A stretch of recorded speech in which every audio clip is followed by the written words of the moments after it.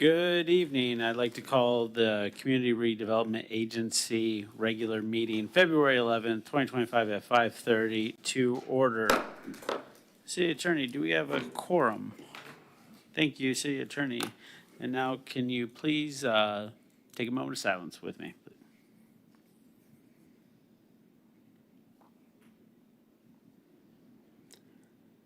Thank you. Please stand for the pledge.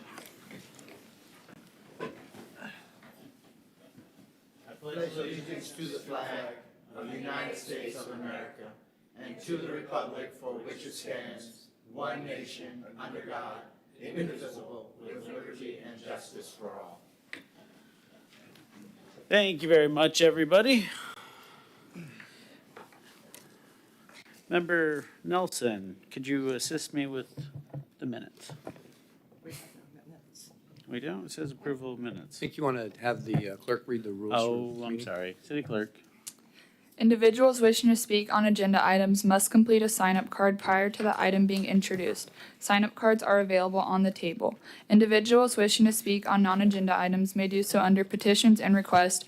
No sign-up card is required. Citizens will be given 3 minutes to speak on all agenda items. All sign-up cards and exhibits being submitted to the CRA shall be placed in the box on the table.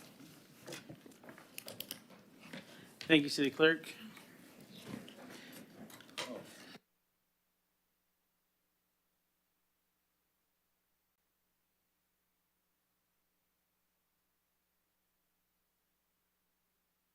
Meeting on January 14th.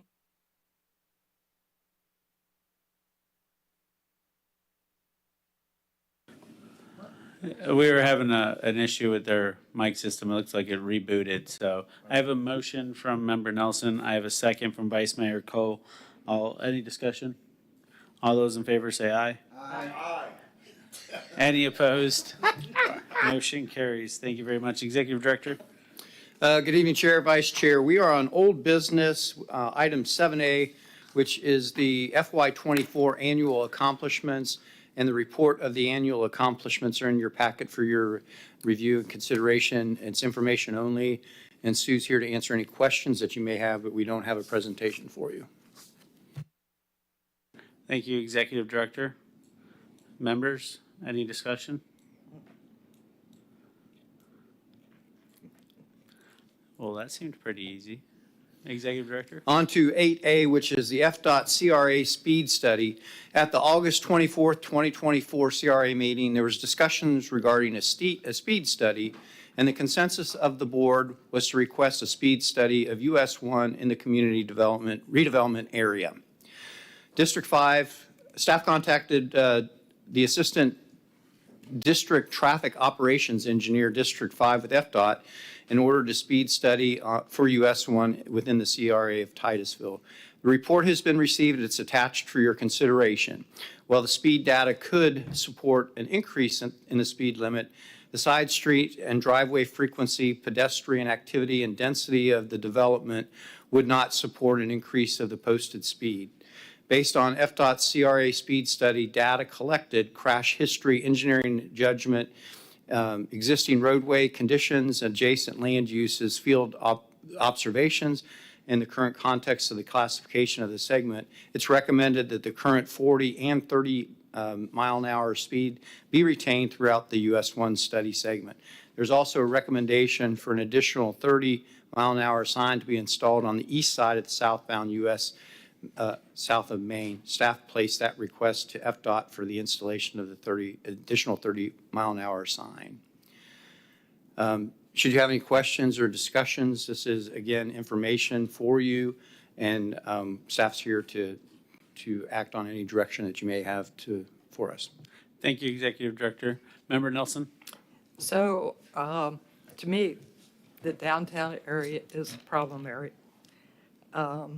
Say from South Street to Sandpoint Park, that area seems to be the most problematic. So I would love to see some flashing signs just before the Pritchard House or around where the Pritchard House is, and then coming south I'm going to say where the United Methodist Church is. I think that would do it. I definitely don't want to raise the speed limit at all. Yeah. You know, 90% of the people going through there follow the traffic laws. And it's just those few that go through and rev their engine and speed like crazy. And it's a shame that those few almost spoil it for the rest of us. So Jim probably has some ideas on it too. Thank you, Member Nelson. It's very interesting, this system, because it doesn't matter when Member Aker beeps in, he goes to the top of the list. Alphabetical, man. It's really kind of crazy. It's supposed to be on the order in which it's received, so I don't know who went first, but I'm going to call on Member Aker next. So as I read the report, they're saying that everything's fine for the most part, except for the one, the one sign. But they were also talking about we could raise the speed limit, right? But we don't have to do that, correct? So we can leave everything. And I was kind of pleased to see that the number of violations were, the percentage that really went too fast was lowest in this area. So that was kind of encouraging. I will be curious to get some feedback on the article that I read. I think Jim's going to comment on that, right? Okay, I want to hear what Jim had to say. Thank you, Member Aker. Vice Mayor Cole. You know, Scott and I discussed this, and, you know, when you stand on the street, 30 miles an hour is fast. It's because the street is very narrow. Now, I realize that they don't want to reduce the speed limit, but something has to be done. Now, I don't know what we could do at our meeting that we go to on Thursday. They have no control over the transportation. I plan to bring it up. We can definitely get them involved. And so after everybody kind of said their piece, I was going to talk about some other possibilities. Good enough. Right. Member Ball. You know, I've been up here on this dais in one form or another since 1985, and this problem continues. Yes, elder statesman, I am. And, you know, we've looked at rerouting US 1. We've bemoaned over and over that our commercial district has a federal highway going right through it, scratched our heads over what to do, and continually come up against we have no jurisdiction really or authority on that highway. But I come to the conclusion that the downtown's not going to move and US 1's not going to move. So we have to figure out how to peacefully coexist. I went through this study really carefully, and I get what you guys are saying, that it paints a picture that, given FDOT's regulatory viewpoint, we could increase the speeds. What that says to me is they're not going to like this, but that FDOT, I understand their perspective, it's about moving cars throughput. It's about throughput. And if you have 50% of the cars that are exceeding the speed limit, what that tells them is the speed limit's too low. We should raise it. What it says to me is we need to hand out some tickets. You know, when I look at this study, and just to put the study into perspective, and some of you probably recognize this, these were half-hour snapshots done in the morning on a Thursday. So I focused on just the area south of Julia Street on northbound, because that's an area of concern. And they took no data from Main Street going south for reasons they cited, but it's a problem. So in that 30-minute period, if you look in the study on page 5, at that table 5, I'll just highlight it for you. The speed range was between 26 miles per hour, okay, a little bit under, to 45.9, almost 46 miles per hour. The 85th percentile was 37 miles per hour. What that means is 15% of the cars they measured were going faster than 37 miles per hour. those that were going between 30 and 37 were already violating the speed limit. But 50% exceeded the posted limit. So I think that tells me very similar data for US 1 going south, south of Main Street. I think that we're not going to be able to convince FDOT to lower the speed limit below 30. We probably can convince them that it would be really stupid to raise it above 30. So I think we're going to need to look at some other alternatives. And the idea of the flashing lights, even though we believe they're probably not that effective in telling motorists what to do or pedestrians what they should do, they're better than nothing. You know, if we can't get red, we can't get red. One of the things I noticed riding around was that we have a disparity in the colors of signage that says crosswalk ahead. Some of them are kind of this old looking gold orange color, but if you notice driving around, the ones that are bright yellow, they jump right out at you. And you see them at crosswalk, ahead. And only one place in the downtown could I find a small sign that said, state law, motorists must stop when pedestrians are in crosswalk. I mean, you'd think they should know that, right? But it is a state statute, state law that pedestrians need to honor signalized intersections, and you walk when it says walk. And if the motorists have a green light, you don't walk. But the problem area is where you have unsignalized crosswalks. And we are not doing enough to raise awareness that, pedestrians are going to be crossing. It's not, if it's flashing yellow, it's not like floor it to see how fast you can get through it so you can get to Main Street before that light turns red. So I think that was one thing that I would suggest we take a look at is the inconsistent colors and promote, from my point of view, the bright yellow is much easier to see and get your attention better. I think the one location that cites the state law, I don't know if those signs are sized per FDOT regulations. It's a plain white sign, but the yellow is above it that says, according to state law, you have to stop. The only place in the downtown that has that. I don't think that's a bad thing to try to raise awareness of, and it may be, and I think I'm beginning to hear that our police department is putting on their creative hats to think about, okay, if we have to address this on our own, what are ways to do it? Well, raise awareness and increase enforcement.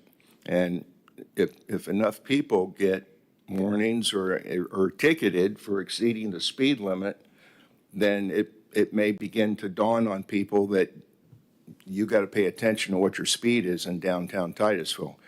The other thing that doesn't, I would say that this addresses a study, it was a speed study, so it doesn't go into detail about non-speed issues, but the awareness is a big deal. I think that we have an awareness problem on the part of our motorists of what they need to do in the downtown with regard to unsignalized crossings. One of the things I would encourage all of you, if you haven't read the detailed report, is to look on page 7 on the collision analysis. And I'm going to just point out two. What the overview was that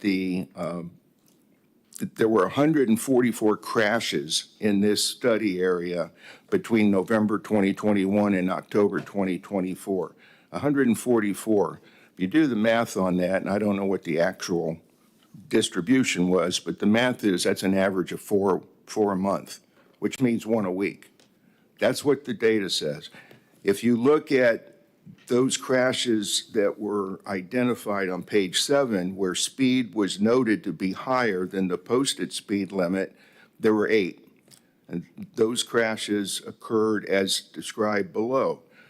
One of those was a driver, northbound driver, failed to slow stop for a vehicle, stopped at the crosswalk. This was the crosswalk where you had flashing beacons. So it's a Julia Street. Somebody stopped, they observed it, the guy behind him hit him, rear-ended him. You know, fortunately, a pedestrian wasn't injured in that. We have another one that I think we're all concerned about, where the driver, the at-fault driver was traveling at approximately 45 miles per hour in a 30-mile-per-hour zone and was in a collision that he went off-road. He or she, I don't know. They went off-road and they hit a concrete pole. It was a concrete pole, but it might not have been a concrete pole. So the reason that article in Florida Today got my attention, that back in 2019, a 12-year-old girl was killed trying to cross the street in A1A to go to the beach. It's been 5 years and a lot of pressure, public pressure to do something to improve the safety of individuals crossing A1A to get to the beach. And so that just highlights the latest thing that FDOT has finally done. And they have lights. I've been driven down there to benchmark it, but apparently that fatality got their attention. It certainly got the public attention to people that live in those communities. So all I'm going to say to you guys is I think we're making our best effort to try to be in front of this. So it's not like, oh, what do we do to make sure this doesn't happen again? What do we do to make sure it doesn't happen? Okay? So those are my recommendations, is that we go back, and I'm looking forward to hearing what the police, if they're going to do a study, I think we're going to have to rely on ourselves to try to come up with some solutions. I don't see much help coming from FDOT. That's all. Thank you, Member Ball. Member Aker? There's a solution, at least northbound, that would fix it, and that's a traffic light at Julia Street. 100% fix it. Flashing yellow, you're going to still have the same number of accidents, because their argument for taking it out, there's not enough traffic to justify it. You put a traffic light in, you're going to have X number of traffic accidents. That's how they justify it. That flashing light's going to generate just as many accidents. But a traffic light would solve it. It would turn red, you could cross. You could press a button at will. Is there any way that we can just jump up and down and say, here's the solution? Now in Cocoa Beach, it's interesting what they're doing. I'm down there a lot, and at those crossing areas, they kind of create an area in the middle for pedestrians to wait if they're crossing. So the road narrows at each one of those crossings a little bit. It said something about speed bumps, but that's not really for cars to go over, I don't think. I think the speed bumps were more to cordon off some areas where the pedestrians are. Because if we put a speed bump there, that'll slow people down, but I don't think they're going to put a speed bump on US 1. But dang it, a traffic light, solve it. It'd be done. Because at least over by on the southbound lane, because I crossed that area right behind the office just south of Main, and because the traffic lights are so close, you get a chance to cross safely. But you don't on the other side, and there's probably during the day more pedestrians crossing to the east side of the street than they are on that Julia, on the southbound side. So my ask of them is, show me the data. I guarantee that flashing light's going to create as much accidents as a traffic light, so why not put in a traffic light? Thank you, Member Aker. Member Nelson? I think our chances of getting a traffic light back are, remember the bike path going down Broad Street? Yeah, okay. Well, I know where the original traffic light is. We can probably put that up ourselves. I think it only has 2 colors in it, but we could at least hang it there. So if we can't do that, if we can't get FDOT to do that, just a thought, we have our city signs. Could we put something on our city signs saying, if you don't stop at this intersection, this is a violation, this is how much it's going to cost you. Sort of like ticket, click it. Sure, we can do that. We can do a PSA. We could do an information campaign, as Member Ball suggested, to inform the public of what it is. And then make, Commander Wright has done several PSAs about traffic awareness, so we could certainly do that. and then maybe, I don't know, those portable speed signs, can we put those up down around the downtown? Sort of, hey, guys, quit speeding. It always makes me feel guilty. Okay, that at least might help. Thank you, guys. Thank you, Member Nelson. Member Ball?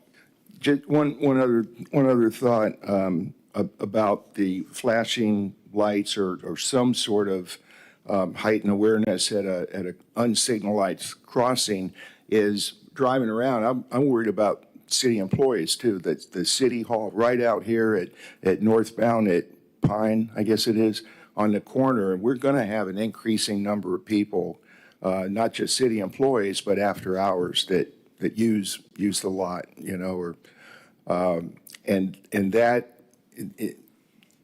Interestingly, the one sign that says state law, you got to stop, is just a little bit south of that. But that's another intersection. I mean, we're going to face this again. But that's it. I just wanted to mention that I think that Julia Street and Washington is not the only place that we're going to have an issue. So, Thank you, Member Ball. Vice Chairman Cole. You know, I don't know why it's so difficult to get a traffic light, and I'll give you an example. When we built the new hospital, and this was back 2001 maybe, we wanted the state FDOT to move the traffic light from where the old hospital was and put it at the entrance of the new hospital. They wouldn't do it. We don't have a traffic light where the new hospital is, but we have a traffic light where the old hospital is. I mean, maybe we could ask that question on Thursday, Mr. Mayor, when we're in our transportation board meeting, because it seems like it takes an act of Congress to get a traffic light when you know that it's for safety purposes. I don't have an answer. I don't know if anybody else has an answer. Thank you, Vice Chairman Cole. What I was going to say about potential ways we can address this is I like to go to the top and make it a directive, and FDOT is going to listen to Tallahassee. So, you know, if this board and maybe council agrees, we could put that and include that on our lobbying efforts to Tallahassee, and try to apply some political pressure. I feel like that's the only way we're going to move the needle.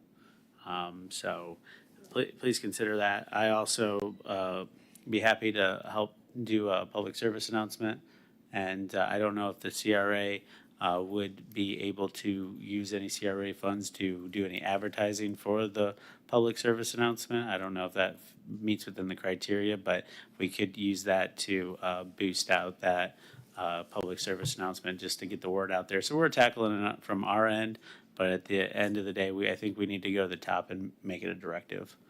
So, Member Ball. yeah, I just want to say that I think maybe the city manager would weigh in on this too. But the CRA plan, the CRA development plan, puts a priority on safety, and it's one of the goals to increase pedestrian safety, bicycle safety. There's a number of recommendations in there, and we have community policing as part of our CRA. I haven't asked the question before in community policing reports, but I see that one of the benefits of us putting CRA dollars into that is increased enforcement. Well, I don't know how many tickets are being handed out for failure to yield the right-of-way in an unsignalized crosswalk. There's probably some being handed out for excessive speed. But to answer your question, my opinion, because it's in the plan and we fund policing initiatives, I don't see any reason why we wouldn't be able to use money for this. Vice Chairman Cole. One other question is, can we put a camera at the crosswalk and advertise that there's a camera at the crosswalk? I don't know if that's if we can do that or not, but that may be a way if we had a camera and when we see, the camera would take a picture when someone's in the crosswalk and someone doesn't stop. I don't know. So I think the question, I'm sorry. I think your question is, what are we going to do with it? These guys can't go out and start handing out tickets.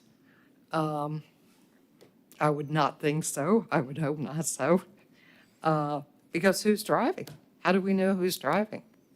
I'm going to give Sarah a ticket and Herman's driving. You know, so that makes it a problem. Red light cameras were something different. So I don't know if it would cover, I wouldn't think it would cover this. We could check. And to Herman's point, I believe council did approve putting speed cameras in our school zones, but those are local roads that we have control over, and I don't think we can do that on our state roads. But you know, who knows? Maybe with enough lobbying effort, maybe we'll be able to. Member Stokel. Yes, I'm not sure if this was in the report or not, but did we have numbers on how many times, like, the pedestrian button was pushed for pedestrians to cross US 1? That information was not in the report. Okay, and then have we ever done the thing where you lay down the cord and see, like, to tracks? Do we have that information? You will have that next Okay. month. That is what Titusville Police Department has been working on. They jumped right on this last month when they were here and heard your concerns. Commander Wright can elaborate a little more on that. You know, the one you didn't pick. Good afternoon. Yeah, so the next meeting, we have planned a good study that we've done with our traffic data collector, visual accounts that we've set officers out there to watch and catch everything. So we were open to present tonight. We just didn't have all the information ready for a detailed study, something that we think you're going to be more excited about to hear about. Okay. So. And to follow up on that, I think for me, just listening to this, if we do want to advocate to the state, they're going to want data. They see it for the whole state. And so if we can come to them with potentially how many times that button is pushed, so we can say X amount of times a day, we're getting this many people crossing, we now have what the speed is on that road, then I feel like it arms us to better advocate. And to the mayor's point, I think, and I say this during our council meetings, is we as a board, if we want to present something to council, then us as council, we need to pick and decide on our priorities as we have relationships with our state legislators, our senators, because they are always asking, what do you need state appropriation money for? What can I help you with? And if we don't come together as a board and say, these are things that we agree upon and we have data to back it up, we won't get anything accomplished. So I think that will help tremendously, and then we can kind of take that information and decide, you know, moving forward, how we can make that change. Thank you. Thank you, Member Stokel. Any further discussion? Executive Director. On to 8B, which is performance standards and measures tracking open and closed businesses in the downtown. And Sue's going to provide you a report for this measurement. Basically, I just wanted to give some clarification on this. We can definitely track the opening businesses through our database, which is called BSNA. Of course, it wasn't up and running yesterday and today, so I don't have the number today, but it's always in the annual report. The closings, it's not quite as, how should I word this? Technical. Basically, when I'm going out there and getting ready to redo the directory maps for the downtown, I literally walk it, drive it. Several times I've had other departments help me and assist GIS because that's a lot to take in, because we don't want to miss any businesses and we don't want to put any there that have closed. So that's when, and I do that usually twice a year. Because it's a lengthy, it's like the TPD study. The study takes a while. So, and that's usually when the businesses move in and out and when we have that need to make those changes on the maps and the directories. So the business tax receipts, I can get those at any time, how many moved in. Some of them, just so you know, like it can be a little bit not deceiving, but the Brevard workspace, a lot of them move into there. Now they are operating out of there and they have a business downtown. So that's a good thing. So I always look at the address to know where they're going in. But I just wanted to give you a qualifier on how that's going to be obtained. I mean, the business tax receipts coming in, not a problem, but we don't have a registered login of when they move out because they don't have to notify us in any way. So does that help understanding a little bit? And we do have a new retail opening on Washington. I don't know if y'all saw that. Sunflower Moon on 333 and 335 Washington. And also the furniture store, Badcock did not move out. They've renamed Royal Furniture. So some changes. And we know Daily Trade is moving out. However, I believe there's been some interest. I know I've talked to some people for that property, and I believe Dr. Aker has. So anyway, if they ever have any questions on any businesses in or out, don't hesitate to call me. Thank you. Member Stokel? Yes, I think for me, what will help, since we don't track the closings, is if we track the openings, by month to month or whatever we decide, and then tracking our occupancy rate. So what percentage of available properties within the CRA? So if we know we're at like 75%, and then if we start to trend upward or downward, I think that would be helpful for us to make decisions. Thank you, Member Stokel. Member Ball?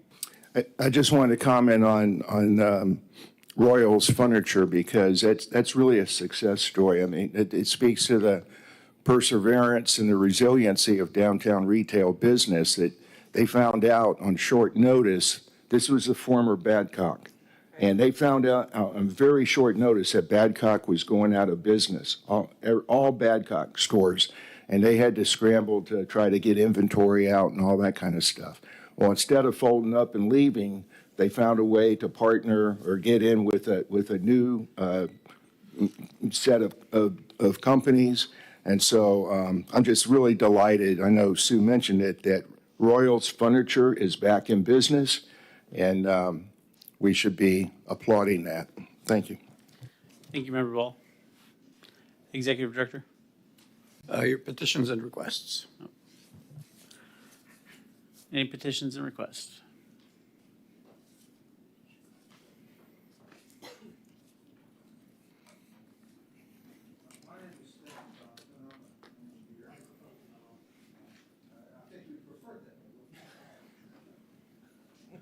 Okay, is it on? Yep. All right, okay. So I've been, what have I been doing? I've been overeating is one thing, but that doesn't help. But the question that's been asked me or I've asked is that, is there anything I'm doing wrong? And I should be more careful, because there's a lot of people that want to participate in that discussion. And I've been told that I've been too aggressive, and that I'm overreacting on getting my points across. And it seems like a lot of people are saying that, and maybe I haven't been listening. But I watched some YouTube the other night, and there was a section on getting your point across. And so I rated myself on getting my point across, how I'm supposed to be persuasive, and I got about a 0, or maybe negative. So I'm perhaps I should change my ways. But anyhow, I've got this hat on because this time it's the right hat, isn't it? Of course. Yeah, I had a hat on the other day that had some things that says that I was in Vietnam. I wasn't in Vietnam, but I was 64 to 71. I was in the Navy. And when I think about Vietnam, I think about Agent Orange. When I think about Flint, Michigan, I think about Agent Orange. When I think about the city of Titusville, I think about Agent Orange. Why? Because we have something similar, and that is the spraying of women and children with sewage. It's something that is not being stopped, and it's something that continues, and it should be stopped. So that's the way I look at it. I want you all to think about that, because I lost a bunch of friends in Agent Orange, and I'm still losing them. Still losing them. Just we had a neighbor who had a horrible death with Agent Orange. And you can have horrible deaths with sewage spills too, horrible deaths, and that they're just as bad as Agent Orange. So I would like you all to consider not to spray people with sewage, and also to maybe compare it to something that is very toxic, because sewage is very toxic, and it has not just pathogens but chemicals and viruses, and it'll prey on people who have disabilities. So thank you for listening, and maybe it's a little bit better than last time, okay? Thank you. Thank you, Mr. Johnson. Thank you. Thank you to Any other Andrew. petitions and requests? Seeing none, Executive Director? Yes, next is the Executive Director's Report. Have information items for your consideration, as well as the update on the capital projects within the downtown. Additionally, not on the report is this Sunday is the Farmers Market, which will be in the parking lot of City Hall. It's been quite successful if you haven't visited it. It made it through the winter. So hopefully, if you have a chance, they're setting up picnic tables to eat at food trucks and everything like that. So invite you to attend that, subject to your questions. Any discussion? All right, seeing none. Can I have a motion to adjourn? Move to adjourn. We're adjourned.